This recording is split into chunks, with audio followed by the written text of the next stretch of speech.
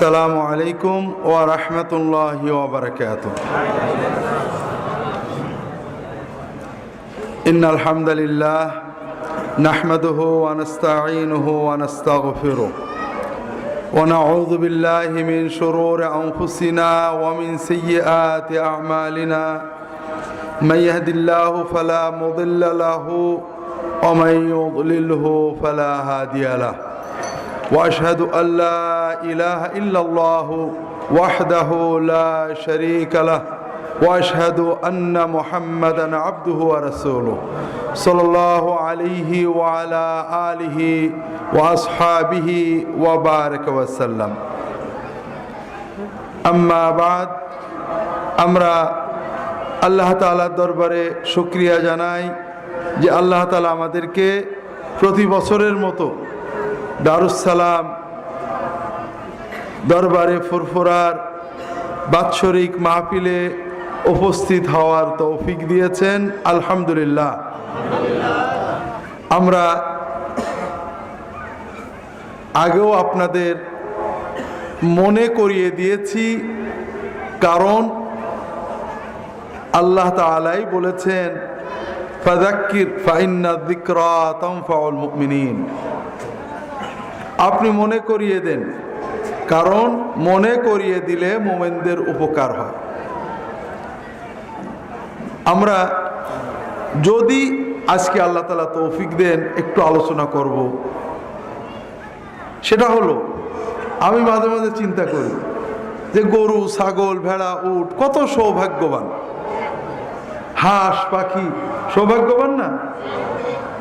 বয়স হলে ব্যাগ কাঁধে করে স্কুলে যাওয়া লাগে, পড়ার জন্য মার খাওয়া লাগে, বাথরুম শেখা লাগে। বাথরুম খারাপ করেছে বলে কোনো ছাগলের মা তার মেরেছে? চিন্তা করে যে বুড়ো হয়ে গেছি, কত পড়লাম, এখনো ভুল হয়ে যায়, আবার মনে করা লাগে। কারণ আল্লাহ তাআলা মানুষকে একটা ব্যতিক্রম প্রাণী হিসেবে তৈরি করেছেন। গরু, ছাগল, উট, ভেড়া, প্রাণী, ছাগল, শিয়াল, কুকুর, এদেরকে প্রাণী হওয়ার জন্য আর কিছু শিখতে হয় না। আল্লাহ যেটা শিখিয়েছেন ওটা দিয়েই চলে। আমাদের শুধু শিখলেই হয় না, আবার মাঝে মাঝে মনে করতে হয়, নাহলে ভুলে যায়। আর এজন্য আমি নিজেকে এবং আপনাদের সকলকেই নতুন করে আমরা মনে করি যে এই আসা যাওয়া, কোনো ওয়াজ মাহফিলে, কোনো দরবারে, কোনো আলেমের কাছে আসা যাওয়া যদি এলেম শিখার জন্য হয়, দ্বীনের মহব্বত নিয়ে হয়, অন্তরের ভিতরে আল্লাহ আল্লাহ রসুলের মহব্বত তৈরি করার জন্য হয়, তাহলে এজন্য আপনি আসা যাওয়ার প্রতিটি পদক্ষেপে আল্লাহ তাআলার কাছে সওয়াব পাব। আমাদের আসা যাওয়া যতক্ষণ আমরা এই পথে থাকবো, আল্লাহর রাস্তায় জিহাদের মতো সওয়াব পাওনা হবে। কিন্তু যদি এই আসা যাওয়া অন্য কোনো উদ্দেশ্যে হয়, যেমন দোয়া নেওয়ার উদ্দেশ্য হলো, দোয়া নেওয়ার উদ্দেশ্যে হলো, অথবা চেহারা দেখার উদ্দেশ্য হলো, অথবা কি বলে একটু শোনার উদ্দেশ্য হলো, তাহলে পরে কিন্তু এই সওয়াবগুলো কোনোটাই পাওয়া যাবে না। কথাটা কি বুঝতে পারছেন? আমরা আমাদের ইবাদতের চেতনা নষ্ট করে ফেলেছি। আমরা অনেক সময় কোনো মাজলিসে মাহফিলে যাই, দেখি হুজুর কোন পক্ষে বলে। কখনো বা মাজলিসে মাহফিলে যাই দোয়া নেওয়ার জন্য। আমার জানা মতে দোয়া নেওয়ার উদ্দেশ্যে সফর করলে আল্লাহ তাআলা 1 আনা 2 আনা 4 আনা 1 টাকা 2 টাকার কোনো সওয়াব দেয় আমার জানা নেই। আপনাদের জানা থাকলে সে হাদিসগুলো বলবেন, কোরআনের আয়াত থাকলে, আমার জানা নেই। কিন্তু এলেম তলবের জন্য অথবা আল্লাহর মহব্বতে, আল্লাহর ওয়াস্তে মহব্বতে যদি কেউ কারোর কাছে যায়, তাহলে তার আসা যাওয়া পুরোটাই আল্লাহর একটা প্রিয় ইবাদতে পরিণত হয়। এজন্য আমরা সকলেই এই আমাদের আসা যাওয়াটা, এর নিয়তটাকে বিশুদ্ধ করার চেষ্টা করি। আল্লাহ তাআলা তৌফিক দান করুন, আমিন। আল্লাহ রসুল সাল্লাল্লাহু আলাইহি ওয়াসাল্লামের সাহাবীগণ রাসূলুল্লাহ সাল্লাল্লাহু আলাইহি ওয়াসাল্লামের কাছে আসতেন। তার কাছে দোয়ার জন্য আসাও আল্লাহর হুকুম, আর কারোর কাছে না। তারপরও তারা আসতেন জানতে। এই জানতে এসে তারা প্রশ্ন করতেন।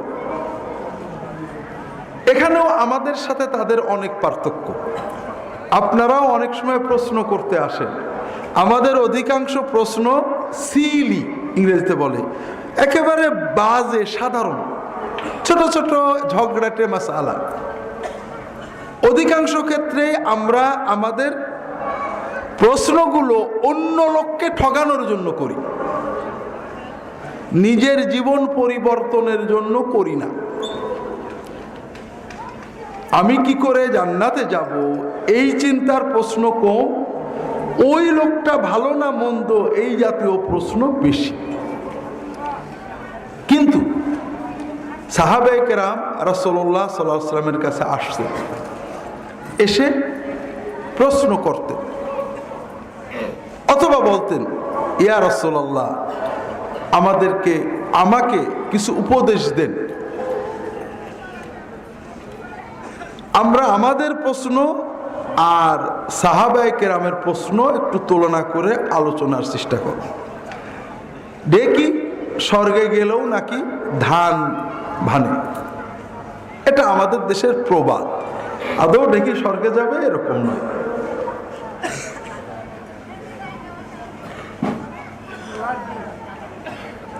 আমি যে কোনোভাবেই হোক, যেখানেই যাই, কিছু প্রশ্নের সম্মুখীন হই। আমি ঢেকির মতো হয়ে গেছি। কোনো মাহফিলে গেলেও প্রশ্ন, রাস্তাঘাটে কোনো লোক দেখলেও প্রশ্ন করেন, হুজুর একটা প্রশ্ন আছে। ওই যে কিছুদিন টিভিতে প্রশ্নোত্তর করতাম, এখন আমি ঢেকি হয়ে গেছি। তবে অধিকাংশ প্রশ্নই খুব একটা জীবন গঠনমূলক না। যেমন নাটোরে গিয়েছিলাম, সেখানে পুরো মাহফিলটাই ছিল প্রশ্ন উত্তর। অধিকাংশ প্রশ্নই ছোটখাটো ইখতিলাফ নিয়ে। একজন দুজন প্রশ্ন করেছে, খুব ভালো লেগেছে, হুজুর নামাজে মনোযোগ কিভাবে বসাবো, হুজুর কিভাবে গুনাহ থেকে মুক্ত থাকবো, কিভাবে তাকওয়া অর্জন করব, আল্লাহর কাছে দোয়া কিভাবে করব। এই জাতীয় প্রশ্ন খুব কম। অধিকাংশ প্রশ্নই আমরা যেগুলো নিয়ে ঝগড়া করি, হয় মিলাদ কিয়াম, নইলে রাসূলুল্লাহ সাল্লাল্লাহু আলাইহি ওয়াসাল্লাম মাটির তৈরি, নূরের তৈরি, অথবা রফাদাইন করতে হবে অথবা হবে না, আমিন জোরে বলতে হবে হবে না, এই জাতীয় প্রশ্ন। কথাটা কি বুঝতে পারছেন? আর এই প্রশ্নগুলোও যারা করেন, তারা মূলত আমলের জন্য কম করেন, আর একজনের মতটা ঠিক না বেঠিক এটার জন্যই বেশি ক্ষেত্রে করেন। এটা বলার উদ্দেশ্য হলো, আমরা আজকে রাসূলুল্লাহ সাল্লাল্লাহু আলাইহি ওয়াসাল্লামের কাছে এসে সাহাবীরা কেমন প্রশ্ন করতেন, এরকম একটা দুটো হাদিস আলোচনা করার চেষ্টা করব। আল্লাহ তাআলা তৌফিক দান করুন, আমিন। যেমন একজন সাহাবী রাসূলুল্লাহ সাল্লাল্লাহু আলাইহি ওয়াসাল্লামের কাছে এসেছেন। আতাইতু রাসূলুল্লাহ সাল্লাল্লাহু আলাইহি ওয়াসাল্লাম বিগারকাদ, কোন কোন রিওয়ায়াতে আরাফাও আছে। গারকাদ এটা হলো বাকি। বাকি নাম শোনেননি? বাকি নাম শুনছেন তো? বাকি কি? আমরা বাংলাদেশে বলি জান্নাতুল বাকি, বলেন না? আমি এতক্ষণ বাকি বলেছি, আপনারা বোঝেননি, কিন্তু জান্নাতুল বাকি বললে সবাই কি হতো বুঝতেন না? জান্নাতুল বাকিটা কি? একটা কবরস্থান, গোরস্থান। মদিনা মানুষের যে মূল কবরস্থান, সেটার নাম কি? জান্নাতুল বাকি। আমরা সবাই জানি সেটার নাম জান্নাতুল বাকি, কিন্তু আসলে সেটার নাম জান্নাতুল বাকি না, সেটার নাম হলো বাকিউল গারকাত অথবা বাকি। সেটার নাম কি? রাসূলুল্লাহ সাল্লাল্লাহু আলাইহি ওয়াসাল্লাম কি নাম ধরে ডেকেছেন? বাকি বলেছেন। সাহাবায়ে কেরাম কি নাম বলেছেন? বাকি বলেছেন। তাবেঈনরা আবু হানিফা, শাফি, মালিক, আহমদ ইবনে হাম্বল রাহিমাহুমুল্লাহ বাকি বলেছেন। কোথাও পাবেন না তারা কেউ জান্নাতুল বাকি বলেছেন। কিন্তু আমরা যদি জান্নাতুল বাকি না বলে বাকি বলি, তাহলে মনে হয় যেন একটু আদবটা কম হলো, ঠিক না? তার মানে সাহাবী, তাবেঈন, তাবে তাবেঈন, ইমামগণ, তাদের চেয়ে আমাদের আদবটা বেশি। তারা একটু বেয়াদব ছিলেন, ঠিক না? আমরা একটু বেশি আদব, ঠিক না? দেখেন, এখন যদি কেউ বলে বাকি গোরস্থান, বাকি গোরস্থান, আমরা বলবো এটা বেয়াদব। জান্নাতুল বাকি বললো না, বলবো না? তাহলে আমরা বেয়াদব বললাম, লোকটা ঠিক আছে, কিন্তু কোন কর্মটাকে বেয়াদবি বললাম? রাসূলুল্লাহ সাল্লাল্লাহু আলাইহি ওয়াসাল্লাম যে কর্মটা করেছেন, সাহাবীরা যে কর্মটা করেছেন, তাবেঈনরা যে কর্মটা করেছেন, সেটাকে কি বললাম আমরা? তাহলে আমরা আসলে আসলে বেয়াদবি কাদের কর্মকে বললাম? কথা কি বুঝতে পেরেছেন? কথাটা কোথায় গিয়েছে বুঝতে পেরেছেন? আমাদের রুচি নষ্ট হয়ে গিয়েছে, রুচি পরিবর্তন করতে হবে। সেটা হলো জান্নাতুল বাকি বলাতে কোনো দোষ হবে এরকম কিছু নয়, গুণ হবে এরকম কিছু নয়। তবে আমাদের জীবনের মূল পথ হলো, নাজাতের একটাই পথ, সেটা হলো রাসূলুল্লাহ সাল্লাল্লাহু আলাইহি ওয়াসাল্লামের সুন্নতকে পরিপূর্ণ মনে করা। আপনারা বলবেন আমরা সবাই তো সুন্নতকে পরিপূর্ণ মনে করি, তা করেন আলহামদুলিল্লাহ, কিন্তু রুচি তো নষ্ট হয়ে গেছে। রাসূলুল্লাহ সাল্লাল্লাহু আলাইহি ওয়াসাল্লাম যেটাকে বাকি বলেছেন, সেটাকে যদি আমরা জান্নাতুল বাকি না বলি তাহলে খারাপ মনে হয়। আপনাদের আবার মনে করিয়ে দিচ্ছি, রওজা শরীফ বলতে আমরা কি বুঝি? রাসূলুল্লাহ সাল্লাল্লাহু আলাইহি ওয়াসাল্লামের কবরকে বুঝি। কোন হাদিসে কি রাসূলুল্লাহ সাল্লাল্লাহু আলাইহি ওয়াসাল্লামের কবরকে রওজা বলা হয়েছে? না। রওজা রাসূলুল্লাহ সাল্লাল্লাহু আলাইহি ওয়াসাল্লাম নিজে বলেছেন, মা বাইনা কবরি ওয়া মিম্বারি রাউদাতুন মিন রিয়াদিল জান্নাহ। আমার কবর কি? কবর এবং আমার মিম্বরের মাঝখানে যে জায়গাটুকু, মসজিদের যে জায়গাটুকু, এইটার নাম হলো রওদা। তাহলে রওদা শরীফ কোনটার নাম? মসজিদের জায়গাটুকের নাম। আর রাসূলুল্লাহ সাল্লাল্লাহু আলাইহি ওয়াসাল্লাম যেখানে শুয়ে আছেন সেই জায়গাটার নাম কবর। সেই জায়গাটার নাম কি? আমরা কি বলি? কেউ যদি এখন বলে রাসূলুল্লাহ সাল্লাল্লাহু আলাইহি ওয়াসাল্লাম কবরে সালাম দিয়েছি, রাসূলুল্লাহ সাল্লাল্লাহু আলাইহি ওয়াসাল্লাম কবর জিয়ারতে গিয়েছি, আপনাদের একটু খারাপ লাগবে না? লাগবে না? একটু বেয়াদবি বেয়াদবি মনে হবে। কিন্তু আমরা যখন হাদিস শরীফ পড়ি, রাসূলুল্লাহ সাল্লাল্লাহু আলাইহি ওয়াসাল্লাম নিজে বলছেন কবর।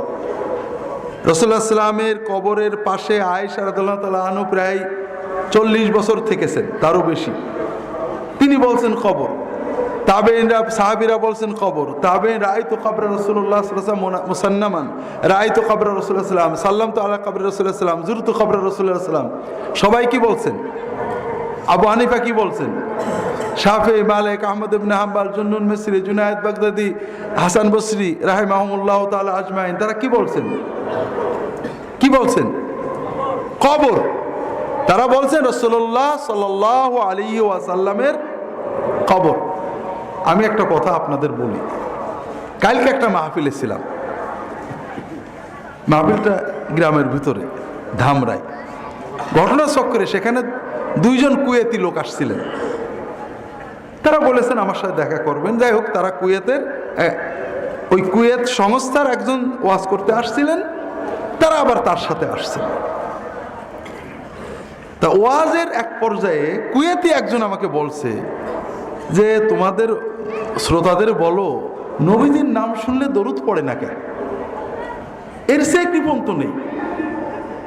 আরব দেশের লোক রাসূলুল্লাহ অথবা নবিউল্লাহ অথবা মোহাম্মদ, এই শব্দটা শোনার সঙ্গে সঙ্গে সবাই কি বলে? সাল্লাল্লাহু আলাইহি ওয়াসাল্লাম। কারণ রাসূলুল্লাহ সাল্লাল্লাহু আলাইহি ওয়াসাল্লাম, কই আপনারা তো বললেন না। রাসূলুল্লাহ সাল্লাল্লাহু আলাইহি ওয়াসাল্লাম বলেছেন যে আমার নাম শুনে দরুদ না পড়ে সে কি? কৃপণ, সবচেয়ে বড় কৃপণ। আমাদের বদ অভ্যাস হয়ে গেছে, যতক্ষণ না হুজুর দরুদ পড়াবে আমরা পড়ি না। এখানেও রুচিটা নষ্ট হয়ে গেছে। সুন্নত হলো আমরা দরুদ পড়ব, মনে মনে পড়লেও হবে, তবে যেহেতু মাহফিল জোরে বা মৃদু শব্দে বলাই কোনো দোষ নেই, প্রত্যেকে নিজের মতো অন্তত মৃদু শব্দে বলবো সাল্লাল্লাহু আলাইহি ওয়াসাল্লাম। যেটা পড়ছিলাম হাদিসে সাহাবায়ে কেরামগণ, তাবেঈনগণ, তাবেঈনগণ সবাই বলছেন রাসূলুল্লাহ সাল্লাল্লাহু আলাইহি ওয়াসাল্লামের কবর, আমি রাসূলুল্লাহ সাল্লাল্লাহু আলাইহি ওয়াসাল্লামের কবর জিয়ারত করলাম, রাসূলুল্লাহর কবরে সালাম দিলাম, রাসূলুল্লাহ সাল্লাল্লাহু আলাইহি ওয়াসাল্লামের কবর দেখলাম একটু উঁচু, আয়েশা রাদিয়াল্লাহু তাআলা আনহা কবরের পাশেই থাকতেন। কোথাও রওজা কথাটা পাবেন না। রওজা বললে ভালো না মন্দ এটা বড় কথা নয়। একটা প্রশ্ন আপনাদের বলবো, উত্তম কোনটি? এটা হলো ইমানের কথা। আমাদের ইমানে, আদবে, চেতনায় উত্তম কোনটি বলবো? যেটা রাসূলুল্লাহ সাল্লাল্লাহু আলাইহি ওয়াসাল্লাম সাহাবীরা বলেছেন সেইটা, না যেটা আমরা বলি সেইটা? কথা বুঝতে পেরেছেন? তা না হলে কি হবে, ওই রাসূলুল্লাহ সাল্লাল্লাহু আলাইহি ওয়াসাল্লামের সুন্নত শব্দটা আমাদের কাছে বেয়াদবি মনে হবে। আর এর অর্থই হলো আমরা রাসূলুল্লাহ সাল্লাল্লাহু আলাইহি ওয়াসাল্লামের সুন্নতটাকে বেয়াদবি মনে করলাম। এর অর্থই হলো আমরা রাসূলুল্লাহ সাল্লাল্লাহু আলাইহি ওয়াসাল্লামের সুন্নতকে ছোট মনে করলাম, অবজ্ঞা করলাম। আর এর অর্থই হলো আমরা নবীর উম্মত থাকতে পারলাম না। যেমন মনে করেন অনেক আছে, সব বলা যাবে না। আমরা তাসাউফ, সুফি ব্যবহার করেন না? তাসাউফ, সুফি এই শব্দগুলো আছে না নেই? আছে। আমরা এগুলো ব্যবহার করি, কিন্তু কোরআন কারিমে, হাদিস শরীফে, সাহাবাদের শব্দে, তাবেঈনদের শব্দে, ইমাম আবু হানিফা, ইমাম মালিক, ইমাম শাফেঈ রাহিমাহুমুল্লাহ তাদের শব্দে সুফি বলে কোনো জিনিস আমরা পাচ্ছি না। তাসাউফ পাওয়া যাচ্ছে না। সেখানে সুফি, তাসাউফ বলতে আমরা যেটা বুঝাই এটা কোরআন হাদিসে আছে। সেটার নাম হলো তাজকিয়া। সেটার নাম কি? তাজকিয়ায়ে নফস। কোনো সমস্যা নেই, আপনি সুফি তাসাউফ বলেন, তাজকিয়ায়ে নফস বলেন, কথা তো একই, এতে সন্দেহ নেই। কিন্তু উত্তম কোনটি? হ্যাঁ, যখনই সুন্নতের বাইরে আমরা শব্দ ব্যবহার করব তখন এর থেকে অনেক ডালপালা ছড়াবে, অনেক সমস্যা হবে। নিরাপত্তা সুন্নাতে, কথা কি বুঝতে পারছেন? ঠিক এরকম আর একটা শব্দ দেখেন, শবে বরাত, চেনেন না আপনারা? হাদিস শরীফে এই রাতের কথা আছে, কিন্তু নামটা এইটা না। নাম হলো লাইলাতুন নিসফি মিন শাবান, মধ্য শাবানের রাত। আমি যদি মধ্য শাবানের রাত বলি, আপনাদের কাছে বলে হবে যে বেয়াদবি, বেয়াদবি। শবে বরাত বলছে না, শবে বরাত আরবিতে লাইলাতুল বারাত। আর রাসূলুল্লাহ সাল্লাল্লাহু আলাইহি ওয়াসাল্লাম হাদিস শরীফে, সাহাবী, তাবেঈনগণ হাদিসে বলেছেন মধ্য শাবানের রাত। উত্তম কোনটা? হ্যাঁ, উত্তম হলো মধ্য শাবানের রাত, লাইলাতুন নিসফি মিন শাবান। 400-500 বছর পর্যন্ত আপনি লাইলাতুল বারাত বলে কোনো শব্দ মুসলমানদের ভিতরে পাবেন না। এরপরে মুসলমানেরা এই রাত বুঝাতে লাইলাতুল বারাত নাম ব্যবহার শুরু করলেন। বরাত মানে কি? ভাগ্য। এখানেই সব দুর্ভাগ্য। আরবিতে বারাত মানে ভাগ্য নয়, মুক্তি। হাদিসে আসছে, সহিহ হাদিস, আল্লাহ তাআলা এই রাত্রিতে বান্দাদের গুনাহ মাফ করে দেন, জাহান্নাম থেকে মুক্তি দেন। এই জন্য কোন কোন আলেম এই রাতটার নাম দিলেন লাইলাতুল বারাত, মানে মুক্তির রাত। এই আরবি বারাত বাংলায় এসে হলো বরাত, আর মুক্তি হয়ে গেল ভাগ্য। এখন কিন্তু আমরা শবে বরাতে মাগফিরাত রহমতের জন্য কিছু করি না, যা কিছু করি ভাগ্যের জন্য করি। পুরো থিমটাই উল্টে গেছে। তো যাই হোক ভাইরা, এটা অনেক দীর্ঘ সময়ের পরিক্রমায় ছোট ছোট ছোট ছোট ভালো কাজ বলে আমরা অনেক কাজ করেছি। প্রথমত এত খারাপ ছিল না, কিন্তু সুন্নত যখনই মারা গেছে আর একটা বিষয় সেখানে দাঁড়িয়ে গিয়েছে, ক্রমান্বয়ে এটা খারাপই হয়ে গেছে। তো এরকম বাকি রাসূলুল্লাহ সাল্লাল্লাহু আলাইহি সাল্লামের যুগেই গোরস্থানের নাম ছিল বাকি। এই বাকি গোরস্থানকে বলা হতো বাকি উল গারকাদ, গারকাদের বাকি। এই সাহাবী বলছেন, আতাইতু রাসূলুল্লাহ সাল্লাল্লাহু আলাইহি সাল্লাম বিল গারকাদ, আমি গারকাদে আসলাম রাসূলুল্লাহ সাল্লাল্লাহু আলাইহি সাল্লামের কাছে। রাসূলুল্লাহ সাল্লাল্লাহু আলাইহি সাল্লামের কাছে যখন আসলাম, এসে তার বা আখাযতু বিজিমামি নাকাতিহি, তার উটের লাগামটা ধরে ফেললাম। তখন আশেপাশের লোকেরা আমাকে বলছে সরে যাও সরে যাও ইত্যাদি। এই রাসূলুল্লাহ সাল্লাল্লাহু আলাইহি সাল্লামের উট ধরলে কেন?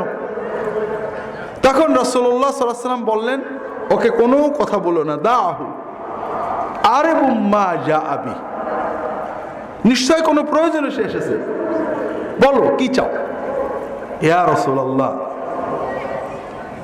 দুল্লানি আলা আমালিন ইউকাররিবুনি ইলাল জান্নাহ ওয়া ইউবাঈদুনি মিনান নার, আমাকে এমন একটা কাজের কথা শিখিয়ে দেন যেন যে কাজটা করলে আমি আস্তে আস্তে জান্নাতের কাছে যেতে পারি, জাহান্নাম থেকে দূরে যেতে পারি। প্রশ্নটা বুঝেছেন? আপনারা কখনো কোনো আলেমের কাছে যে এরকম প্রশ্ন করছেন? গেলে দোয়ার জন্য যান, আর না হলে এই ঝগড়াঝাটির মশলা শুনতে যান নাকি? না। যার ব্যাপারে আপনার ধারণা আছে তিনি কোরআন সুন্নাহর আলেম, তার কাছে তো আপনার উচিত ছিল এমন একটা প্রশ্ন করা যে প্রশ্নটা আপনার জীবনের মোড় ঘুরিয়ে দেবে। আল্লাহ রাসূল সাল্লাল্লাহু আলাইহি সাল্লাম বললেন, লা ইন কুনতা আওজাসতাল মাসআলাতা ফাকাদ আতওয়ালতা আবআদতা, তোমার প্রশ্নটা খুব ছোট কিন্তু মূল বিষয় অনেক বড়। তারপরে কি বললেন? আমাদের জানা কথায় অনেকটা, আকিমিস সালাত ওয়া আতিজ যাকাত ওয়া সুম রমাদান হজ্জাল বাইত, নামাজ কায়েম করো, যাকাত দাও, হজ করো, রোজা রাখো, এগুলো আমরা জানি। ওয়া আতিন নাসা বিমা তুহিব্বু আন ইয়াতুহু আও ইয়াতুকা বিহি ওয়া মা তাকরাহু আন ইয়াতিয়াকা আন-নাসু বিহি ফাদাউহু আনহু, তুমি মানুষের সাথে সেই আচরণ করো যে আচরণ তুমি পছন্দ করো যে মানুষ তোমার সাথে করুক, আর তোমার সাথে যে আচরণ তুমি পছন্দ করো না সেই আচরণ তুমি অন্যদের সাথে করো না। কথা কি বুঝতে পেরেছেন?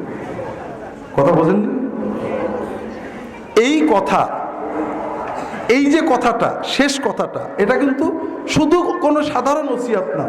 জাহান্নাম থেকে দূরে সরে যেতে এবং জান্নাতের কাছে যেতে এই কথাটা লাগবে না? লাগবে না?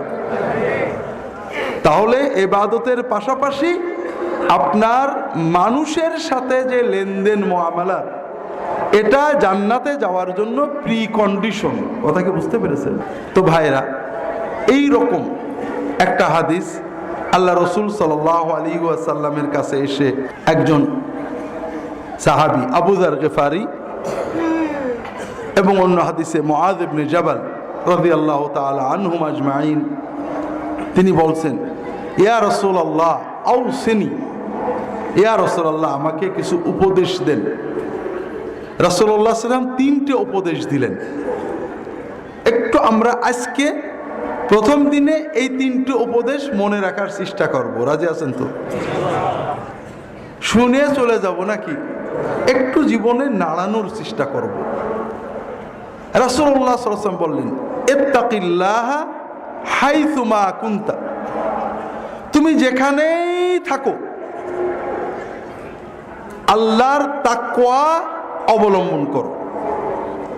ওয়া আতবিই আস-সাইয়্যাতাল হাসানাতা তামহুহা, যদি কোনো গুনাহ করে ফেলো, গুনার পরপরই নেক আমল করো, তাহলে এই নেক আমল তোমার গুনাহটাকে মুছে সাফ করে দেবে।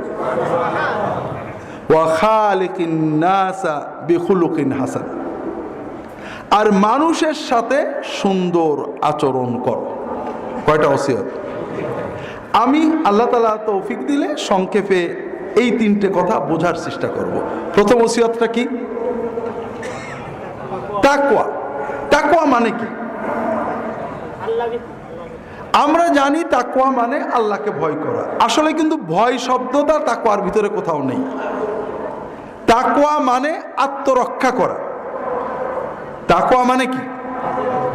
এটাকে বলা যায় আল্লাহ সচেতনতা। আল্লাহ আমাকে দেখছেন, এইটা করলে আল্লাহ নারাজ হবেন, এইটা করলে আল্লাহ খুশি হবেন, এই সচেতনতা যে মনে মগজে চেতনায় থাকে, এটার নাম কি? তাকওয়া। এর মূল অর্থ আত্মরক্ষা করা, ক্ষতি থেকে, ধ্বংস থেকে, পতন থেকে আত্মরক্ষার অন্তরের চেতনার নাম হলো তাকওয়া।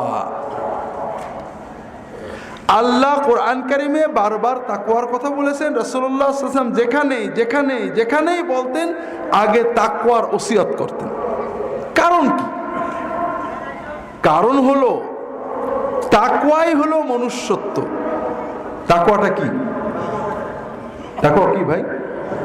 যে কথা আগে বলছিলাম ওইটা একটু বলি। গরু, ছাগল, উট, ভেড়া, প্রাণী, শিয়াল, কুকুর, বাঘ, ভাল্লুক, ওদের কি স্কুলে পড়া লাগে? মাদ্রাসায় যাওয়া লাগে? মুখস্থ করা লাগে? বাথরুম শেখা লাগে? লাগে না। লাগে না তার কারণ ওদের ব্রেনের ভিতরে আল্লাহ সব দিয়ে দিয়েছেন। দুনিয়াতে যত জীব প্রাণী সৃষ্টি আছে, সকল প্রাণী আল্লাহ তাআলার শরীয়ত মেনে চলে, সবাই মুসলমান। গরু কি? মুসলমান। ছাগল, ভেড়া, উট, আল্লাহর যত প্রাণী, কোন প্রাণী আল্লাহর শরীয়ত লঙ্ঘন করে না। খুব ভালো করে বোঝেন। আমরা অনেক সময় বলি যে লোকটা পশু হয়ে গেছে, বলেন না? যদি পশুদের কথা বলার ক্ষমতা থাকতো তাহলে ওরা হাইকোর্টে যে আমাদের বিরুদ্ধে মানহানির মামলা করত। কারণ কোন পশু আল্লাহর আইনের বাইরে যায় না। একটা বাঘ, একটা হায়েনা, একটা সিংহ জঙ্গলে থাকে, ইচ্ছা করলে প্রতিদিন কয়েকশো খরগোশ মারতে পারে না? খাদ্যের প্রয়োজন ছাড়া কোনো প্রাণী, জীবন রক্ষার খাদ্যের প্রয়োজন ছাড়া কেউ হত্যা করে নাকি? তাহলে প্রথম বিষয় হলো প্রতিটি প্রাণী মুসলমান, আল্লাহ যে বিধান, যে ব্যবস্থা দিয়েছেন এটা মেনে চলে। আর এজন্যই লক্ষ লক্ষ বছরের জঙ্গলগুলোতে পুলিশ লাগে, দারোগা লাগে, কোর্ট কাছারি আছে, থানা, পুলিশ, জেলখানা। এই যে নেই, এজন্য কি জঙ্গলের শান্তি বিঘ্নিত হচ্ছে? যদি কোনো মানব সমাজে 1 মাসের জন্য এগুলো সব অফ করে দেওয়া হয়, থাকবে? আচ্ছা বলেন তো, আমরা মানুষেরা বাথরুম করার জন্য টয়লেট লাগে, ঠিক না? সুন্দরবনের পশু পাখির জন্য কত লক্ষ টয়লেট আছে। ওরা যে টয়লেট এভাবে করে না, এতে কি ওদের পরিবেশ দূষিত হচ্ছে কিনা? জঙ্গলের প্রাণীরা কখনো জঙ্গল দূষিত করে না, এই শহরের মানুষ যে জঙ্গলের পরিবেশ দূষিত করে, ঠিক না? যত পরিবেশ দূষণ এটা কি বন্য প্রাণীরা করে না এই মানুষ নামের হিংস্র প্রাণীরা করে? তাহলে প্রথম একটা জিনিস আমরা পাইলাম যে প্রতিটি প্রাণী আল্লাহর দেওয়া বিধান মেনে চলে। একমাত্র মানুষ যাকে আল্লাহ তাআলা বানিয়েছেন তার আল্লাহর বিধান মানা এবং না মানা উভয় রকমের যোগ্যতা, শক্তি, ক্ষমতা আল্লাহ দিয়ে দিয়েছেন। আরেকটা পার্থক্য আছে, সেটা হলো প্রতিটি প্রাণী প্রাণী হয়ে জন্মে। হাঁসের বাচ্চা যখন ডিম থেকে বেরোয়, বেরোনোর পরে আমরা ওটাকে নিয়ে সুইমিং পুলে সাঁতার শিখাই, ঠিক না? হাঁসের মা তো তাকে শেখায়, ও কি করে? ও মায়ের পিছে পিছে যে পানিতে নেমে সাঁতার কাটে না? গরুর বাছুর যখন হয় মায়ের পেট থেকে, তখন গরুর বাছুরকে তো গরু যে ফিডার দিয়ে মুখে দুধ দেয় নাকি, ও কি করে? ও উঠে মায়ের দুধ খেতে হয়, ওটা ওর ব্রেনের ভিতরে আল্লাহ দিয়ে দিয়েছে। একমাত্র মানুষ যে প্রাণী আল্লাহ তাআলা তাকে মানুষ বানায় সৃষ্টি করেননি, তার মানুষ হওয়ার জন্য বিশ্বাস এবং চেতনা লাগে, শিক্ষা লাগে। আল্লাহু আখরাজাকুম মিন বুতুনি উম্মাহাতিকুম লা তা'লামুনা শাইআ ওয়া জাআলা লাকুমুস সামআ ওয়াল বাসারা ওয়াল আফিদাতা লাআল্লাকুম তাশকুরুন। আল্লাহ তাআলা তোমাদের মায়ের পেট থেকে বের করেছেন কিছুই জানতে না, জানতাম নাকি? তাহলে এখন যে আমরা মানুষ, মূলত মানুষ একটা বিশ্বাসের নাম, কথা বোঝেননি? আপনারা মনে করেন অনেক মানুষ নাস্তিক, আসলে নাস্তিক বলে কোনো জিনিস নেই, কথাকে বুঝতে পেরেছেন? যে নাস্তিক তারও কিন্তু একটা বিশ্বাস দিয়ে চলে এবং সে ইবাদত করে, এটা মানুষের সহজাত। যে নাস্তিক বলে দাবি করে সে হয়তো দেখা যাচ্ছে কার্ল মার্কসের স্ট্যাচুর সামনে দিয়ে দৌড়ছে, অথবা লেনিনের স্মৃতিসৌধের পাশে যেয়ে ঘুরছে, অথবা কোনো একজন গুরুর কথা নিয়ে ঘাড় দুলিয়ে দুলিয়ে গান গাচ্ছে, আছে না নেই? ওটাই ওর ইবাদত, ওটাই ওর পূজা, ওটাই ওর বিশ্বাস, কথা বোঝেননি? বিশ্বাস ছাড়া কোনো মানুষ নেই।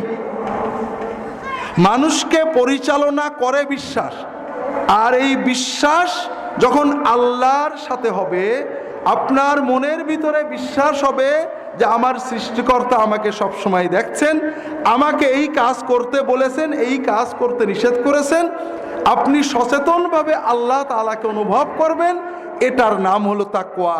আর এই তাকওয়া যার ভিতরে আছে সে মানুষ, আর যার ভিতরে নেই সে কি? সে কি? কি? পশু। পশু বললে পশুরা মানহানির কেস করতে পারে, সে পশুর চেয়েও খারাপ। কারণ পশুর সব দায়িত্ব জানা আছে, সে দায়িত্ব পালন করে। আর মানুষের দায়িত্ব জানা নেই। তার বাবা মায়ের দায়িত্ব ছিল তার ভিতরে একটা বিশ্বাস তৈরি করে দেওয়া, তার ভিতরে কিছু মূল্যবোধ তৈরি করে দেওয়া, তার ভিতরে কিছু চেতনা তৈরি করে দেওয়া। সেই মূল্যবোধ, সেই চেতনা, সেই বিশ্বাস দিয়ে সে নিজের দায়িত্ব পালন করবে, তার অন্যায়ের ক্ষমতা থাকলেও করবে না। সে সেই বিশ্বাসের ধাক্কায় মানুষের কল্যাণে জীবন বিপন্ন করে দেবে। এই চেতনাগুলো তৈরি করার দায়িত্ব ছিল তার পিতা মাতা, তার পরিবেশ, সমাজের।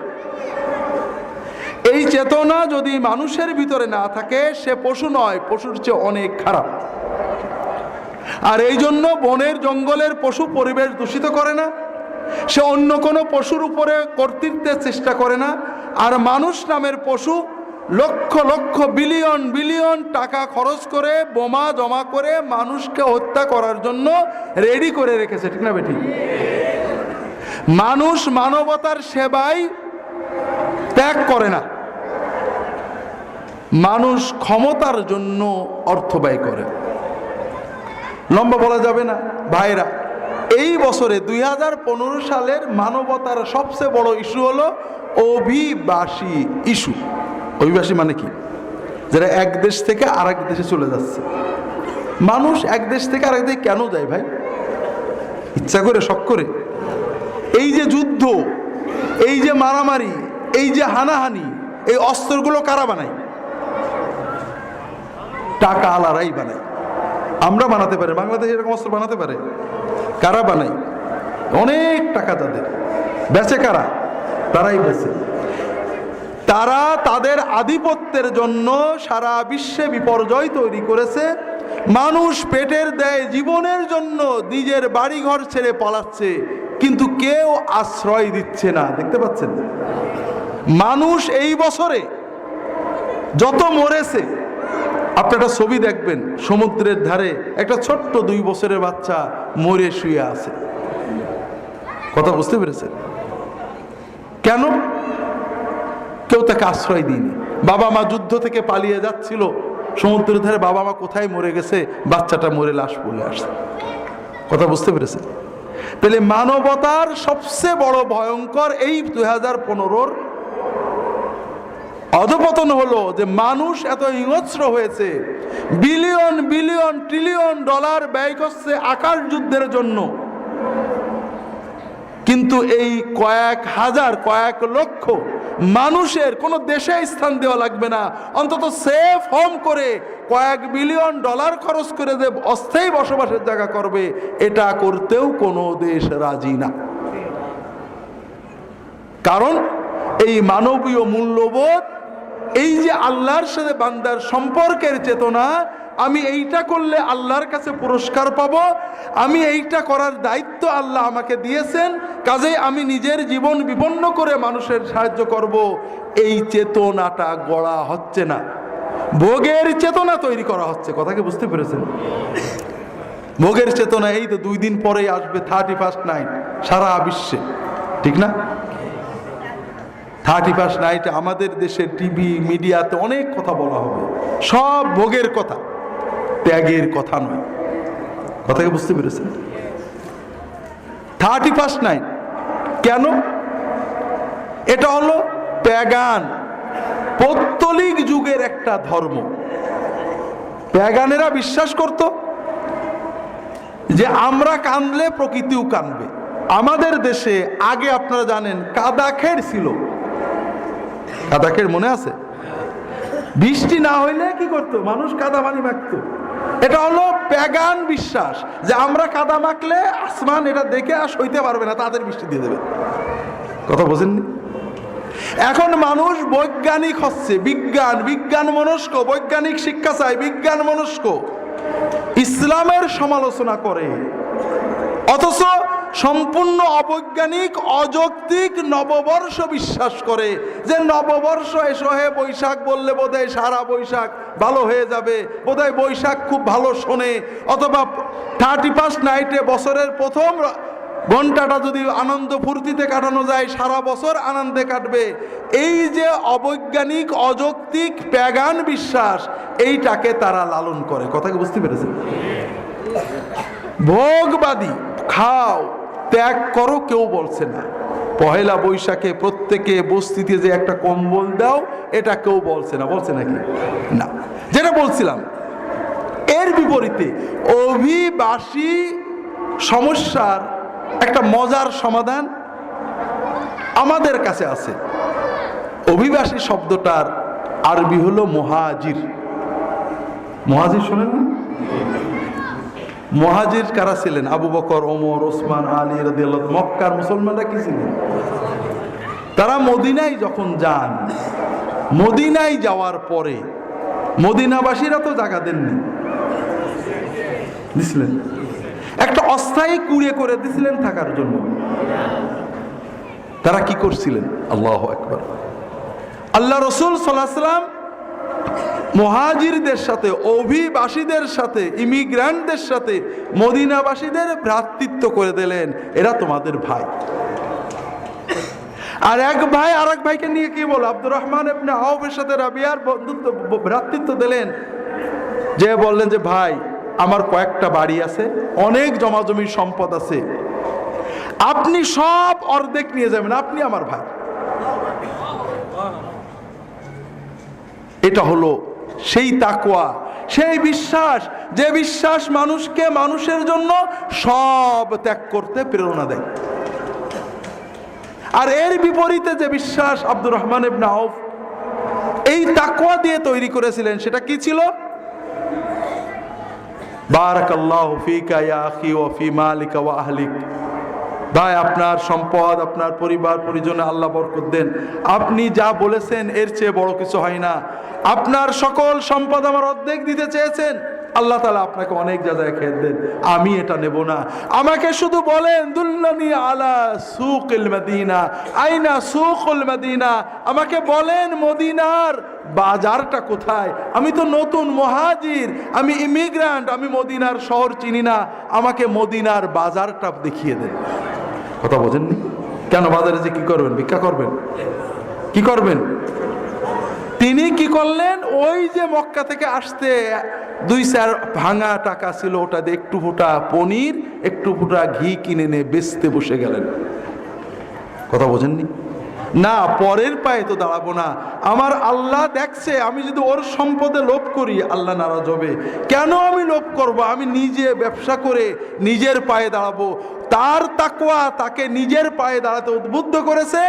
আব্দুর রহমান ইবনে আউফ খালি হাতে মদিনায় গিয়েছিলেন, কিন্তু 10 বছরের ভিতরে মদিনার সবচেয়ে ধনী বিলিয়নিয়ার সাহাবীতে পরিণত হন, শুধু ব্যবসা করে। তবে খুব ভালো করে মনে রাখবেন, আব্দুর রহমান ইবনে আউফের ব্যবসার কারণে তার ইলম শিক্ষা বন্ধ হয়নি। তার রাসূলুল্লাহ সাল্লাল্লাহু আলাইহি ওয়াসাল্লামের সাথে ওই যে কাফের রাষ্ট্রের বিরুদ্ধে যুদ্ধের ময়দানে যাওয়া বন্ধ হয়নি, তার ইবাদত কম হয়নি। প্রতিটি যুদ্ধে রাসূলুল্লাহ সাল্লাল্লাহু আলাইহি ওয়াসাল্লাম পাশে থেকেছেন, প্রতিটি মাজলিসে ইলম শিখেছেন। ওমর রাদিয়াল্লাহু তাআলা আনহুর সময়ে ফতোয়ার দায়িত্ব ছিল আব্দুর রহমান ইবনে আউফের উপরে। কথা বুঝতে পেরেছেন? তাহলে মনুষ্যত্ব, মানবতার নামই হলো তাকওয়া। বিশ্বাস ছাড়া মানুষ মানুষ হয় না। বিশ্বাসবিহীন মানুষ পশুর চেয়ে অধম। কোনো না কোনো বিশ্বাস ওকে লালিত করবে। সেটা হতে পারে কোনো একজন গুরুর প্রতি বিশ্বাস, কোনো একজন নেতার প্রতি বিশ্বাস, কোনো একজন আদর্শবান মানুষের প্রতি বিশ্বাস। ওই বিশ্বাসটাই হলো তার দেবতা, তার ঈমান। ওই বিশ্বাস নিয়েই সে চলে। কথা বুঝতে পেরেছেন? এই স্থান শূন্য থাকে না। এই বিশ্বাস যখন আল্লাহ তাআলাকে নিয়ে হবে, আল্লাহ সচেতন হবে, প্রতি মুহূর্তে অনুভব করবে যে আল্লাহ আমাকে দেখছেন, আল্লাহ এই কাজ করলে, এই কথা বললে খুশি হন, তখন সে পরিপূর্ণ মানুষ হবে। কথা বুঝতে পেরেছেন? তখন আর মানুষ ওই সমুদ্রের পাশে শিশু মরে পড়ে থাকবে না। হাজার হাজার মানুষ অসহায় হয়ে সমুদ্রের ধারে শীতে মরে যাবে না।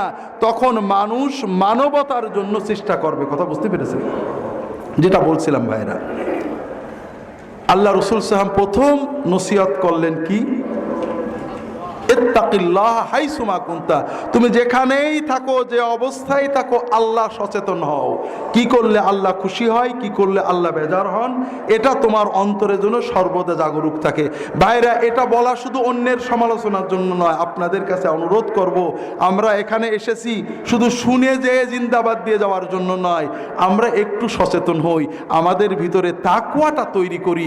আল্লাহ রাসূল সাল্লাল্লাহু আলাইহি ওয়াসাল্লাম তাকওয়ার একটা মজার কথা বলেছেন, আলা ইন্না তাকওয়া হাহুনা, তাকওয়া হাহুনা, তাকওয়া হাহুনা, কাফা বিল মুসলিম আইয়ুহাক্কিরা আও ইয়াহকিরা আখাহুল মুসলিম।